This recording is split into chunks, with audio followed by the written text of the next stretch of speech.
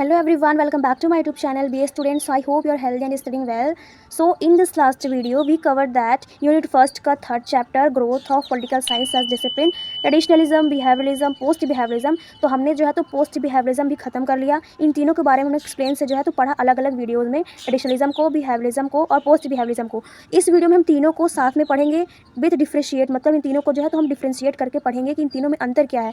अक्सर ये जो है तो पेपर में पूछ लेता है, तो इसमें कुछ अंतर हमें यहाँ देखने को मिलते हैं. तो थोड़ा सा इसको इंट्रोड्यूस करें. तो यहाँ पे बोला गया है, यहाँ पे लिखा गया है कि traditionalism, behaviouralism and post behaviouralism represent a development of progression in political science moving from a focus on institutions and values traditionalism to a rigorous empirical study of actual political behavior.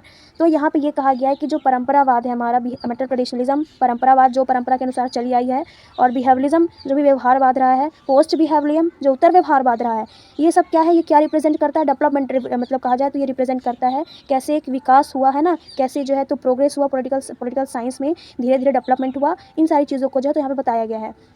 और तो और जो भी हमारी institution रही हैं, है ना, इंस्टीट्यूशन एंड वैल्यूज़ बोला जाए परंपरावाद में, उस पर ये ध्यान केंद्रित की थी कि जो भी वहाँ की इंस्टीट्यूशन थी, हिस्टोरिकल चीज़ें थी, जो भी इसकी वैल्यूज़ थी, ट्रेडिशनलिज्म परंपरा अनुसार जो सारी चीज़ें चली आ रही थी, उसका ध्यान केंद्रित करने से लेकर के जो भी हमारी बोला जाए तो एक्चुअल पॉलिटिकल बिहेवियर है ना, बिहेवियरलिज्म में जो बताया गया था, उसके जो भी हमें इंपेरिकल स्टडी वहाँ पे देखने को हमें मिलती है ना. फिर उसके बाद finally to an applied approach that synthesized behavioural method with a commitment to value and social relevance. तो यहाँ पे ये बताया गया है कि जो हमारा व्यवहारवाद था, फिर उसमें जो चीज़ें बताई गई थी तो वो क्या थी कि अध्ययन की ओर, मतलब कहा जाए तो एक सिंथेसाइज्ड बिहेवियर होना चाहिए, मेथड होना चाहिए, और एक बोला जाए तो बहुत सारी चीज़ें यहाँ पे हमने देखी थी व्यवहारवाद में.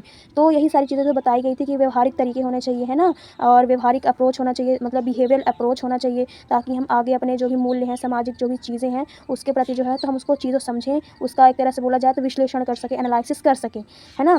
फिर behaviouralism emerged as a reaction to traditionalism by emphasizing scientific methodology and actual behavior, while post behavioralism built upon behaviorism by incorporating values and the relevance of political science to solve societal crisis. तो यहाँ पे यही कहा गया है कि traditionalism, behaviouralism, post behaviourism जो है, तो ट्रेडिशनलिज्म क्या था कि वो परंपरावाद के अनुसार, परंपराओं के अनुसार उसकी चीज़ें चली आ रही थी, है ना. फिर धीरे जब ये बढ़ा, है ना, तो बिहेवियरलिज्म की बारी आई. तो बिहेवियरलिज्म में क्या हुआ, उसने भी जो है तो वो चीज़ों पर इंपेरिकल थ्योरी उसमें आ गई, है ना, और तो और बहुत सारी चीज़ें उसमें देखने को मिलती हैं.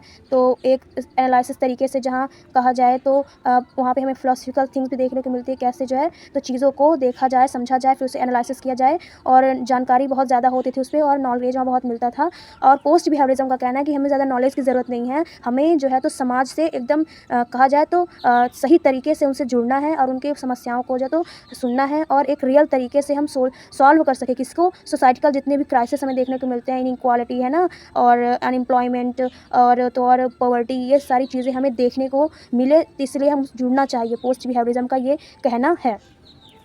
तो अब आगे हम देखते हैं. तो सबसे पहले हमने ट्रेडिशनलिज्म में जो पढ़ा था, तो ट्रेडिशनलिज्म का अगर बात करें तो हम लोग क्या पढ़ा था, उसका फोकस एरिया यही था कि the study of institution such as state and governments, historical context and political philosophies and ideal political structure.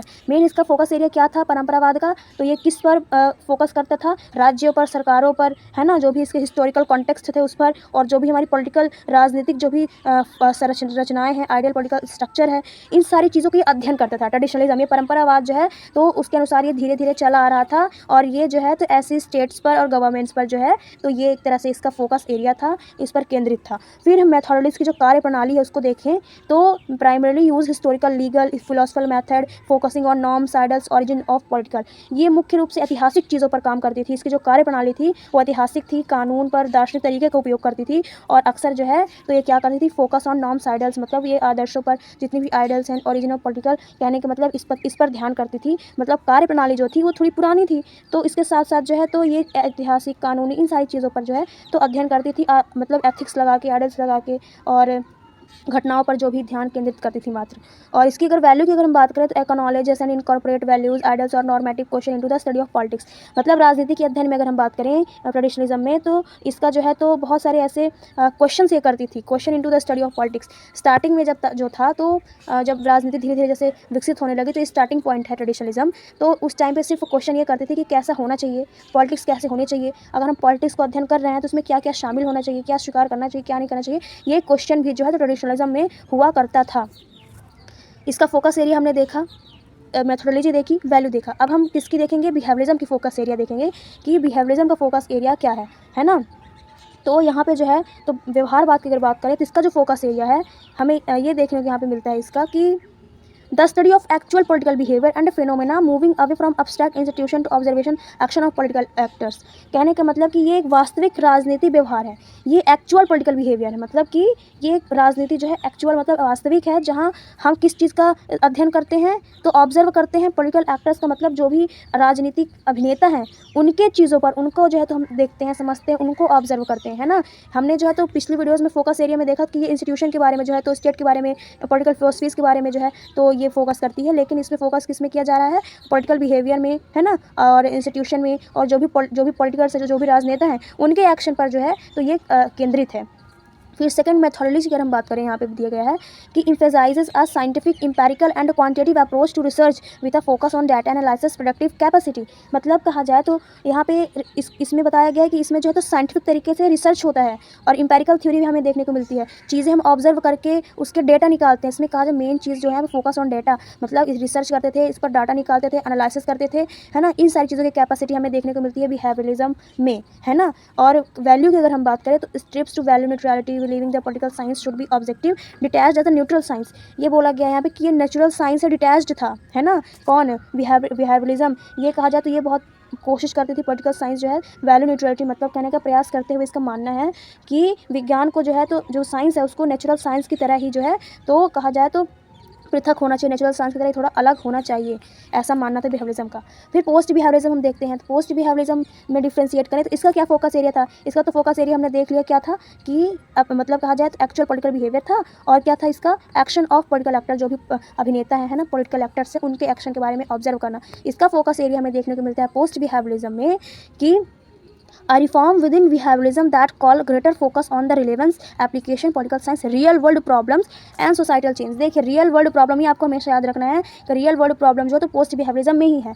तो उत्तर व्यवहारवाद का यही मानना है, यहाँ पे उसका जो फोकस केंद्र है, जो उसका केंद्र बिंदु है ये है कि व्यवहारवाद के अंतर्गत, बिहेवियरिज्म के अंतर्गत कहा जाए तो इसको थोड़ा सुधार करके इसको क्या किया गया कि रियल वर्ल्ड प्रॉब्लम से थोड़ा जोड़ा गया, ताकि जो है तो हम परिवर्तन ला सके राजनीति विज्ञान में, और जितने भी प्रॉब्लम्स हैं उन पर हम जो है तो काम कर सकें, उसको सॉल्व कर सकें।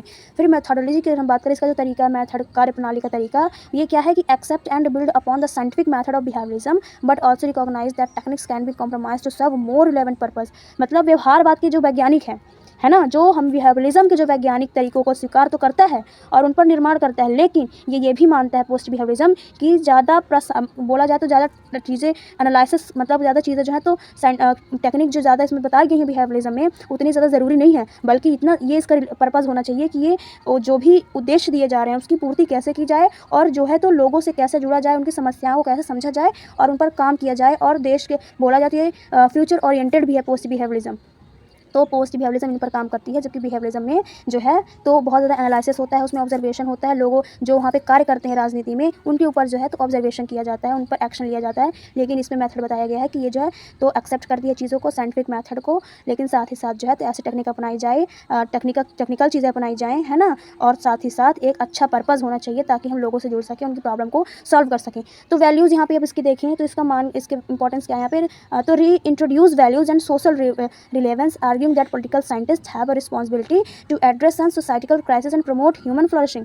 कहने का मतलब ये इसका जो वैल्यू हमें देखने को मिलता है पोस्ट बिहेवियरिज्म का, ये क्या है, तो री इंट्रोड्यूस वैल्यूज़ मतलब मूल्य और जो भी सामाजिक सोशल रिलेवेंट है उसको ये बोला जाए तो दोबारा जो है तो देखने को हमें यहाँ पे मिलता है। और ये यहाँ पे आर्ग्यू किया गया है, पॉलिटिकल साइंटिस्ट जो हैं उन्होंने आर्ग्यू किया है, उनकी रिस्पॉन्सिबिलिटी है कि वो समाज में जितनी भी सोसाइटिकल क्राइसिस हैं उनको जो है तो मानव समृद्धि में बढ़ावा दे। ह्यूमन, हमने पिछले वीडियोज़ में पढ़ा था, humanity, welfare of humanity, values of humanity पर जो तो काम करना चाहिए, साथ ही साथ हमें जो है तो मानवता पर भी ध्यान देना चाहिए, और मानव समृद्धि के लिए जो है तो हमें आगे बढ़ना चाहिए, पोस्ट बिहेवियरिज्म का कहना है। तो कुल मिलाकर कहने का मतलब है कि ये धीरे धीरे यहाँ पे हमें विकास देखने को मिलता है ना। पहले ट्रेडिशनलिज्म है ना, तो यहाँ पे थोड़ा ओल्ड टाइप का था, जैसे इंस्टीट्यूशन रहता था, स्टेट गवर्नमेंट होता था, हिस्टोरिकल चीज़ें देखी जाती थी। बिहेवियरिज्म में जो भी कार्यप्रणाली है, जो भी कार्यकर्ता लोग हैं उनके बारे में यहाँ पे एक्शन लिया जाता था, ऑब्जर्व किया जाता था, एनालिसिस किया जाता था।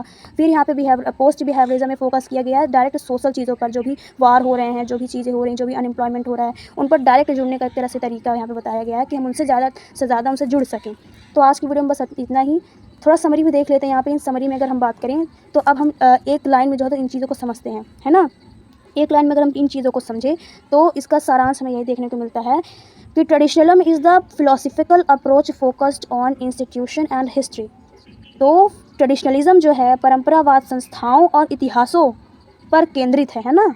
इसका जो दृष्टिकोण है वो किस पर है, focus on institution and history पर फोकस करता है। और behaviourism is scientific reaction against tradition emphasising empirical data value neutrality. और ये जो व्यवहारवाद है, जो बिहेवियरलिज्म है, ये परंपरा के विरुद्ध एक वैज्ञानिक प्रतिक्रिया हमें देखने को मिलती है, साइंटिफिक रिएक्शन यहाँ पे देखने को मिलता है। और तो और इसके बहुत सारे आंकड़े हमें यहाँ देखने को मिलते हैं। इसमें बहुत ज़्यादा नॉलेज वाली बात की जाती थी, ये डेटा एनालिसिस करती थी, लोगों को मतलब ऑब्जर्व करती थी, चीज़ों को जानती थी, समझती थी। बिहेवियरलिज्म फिर इसी को थोड़ा सुधार करके लाया गया पोस्ट बिहेवियरलिज्म को, जो एकदम कहा जाए तो ये क्या करती थी, ये व्यवहारवाद को एक विस्तार है, जहाँ बोला जाए तो ये भी बिहेवियरलिज्म की तरह काम करती थी, लेकिन इसमें थोड़ा और सुधार किया गया, जहाँ पर values, societical relevance, action to address contemporary problems के बारे में जो है तो इसे ऐड किया गया, है ना। बाकी बिहेवियरलिज्म की तरह ये मानती थी, लेकिन इसका ये भी इंपॉर्टेंट रोल था कि ये लोगों से डायरेक्ट जो है तो समाधान के लिए भी बात करती थी। लोगों को समाधान को जो है तो ज़्यादा यहाँ पे इंपॉर्टेंस दिया गया है, ताकि लोगों से जुड़ के जो है तो सारी चीज़ें जो है तो क्लियर कर सके, उनकी समस्याओं को समझा जाए, है ना। तो यहाँ पे ये बताया गया है। तो कहने का मतलब ये कि आज हमारी कंप्लीट हो गया। अब हम जो है तो थ्योरी टुडे डिक्लाइन और रिस्टेबिलिटी के बारे में पढ़ेंगे। जो भी पॉलिटिकल थ्योरी दी गई है उसकी डिक्लाइनिंग के बारे में पढ़ेंगे, फिर से कैसे पुनर्गठन हुआ उनके बारे में पढ़ेंगे नेक्स्ट वीडियो में। सो आज के लिए बस इतना ही। यूनिट फर्स्ट फिर हमारा कंप्लीट हो जाएगा। सो पढ़ते रहिए, आगे बढ़ते रहिए और खुश रहिए, आबाद रहिए। Thanks for watching.